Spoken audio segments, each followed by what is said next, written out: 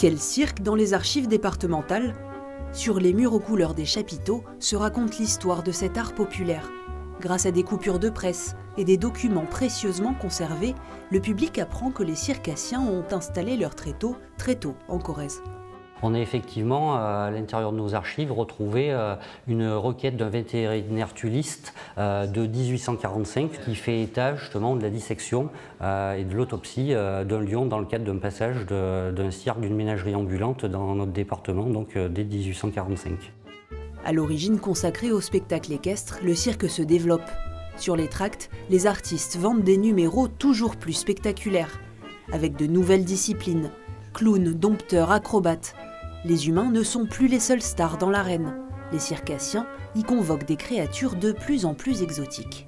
On se rend compte que, en fait, il y a une évolution et que même les ménageries, au départ, c'était des animaux dressés, mais des animaux courants, et qu'ensuite, c'est devenu un argument publicitaire. On avait le seul hippopotame, rhinocéros blanc, etc., exotique, et tout ça, ça a vraiment évolué au fur et à mesure.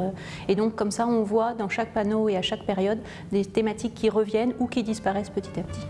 Apparu à Londres, puis à Paris à la fin du XVIIIe siècle, le cirque ambulant n'arrive en Corrèze qu'au XIXe. Entre les foires de la Saint-Clair à Tulle et les foires franches de Brive, l'art du cirque a depuis trouvé sa place sur le territoire.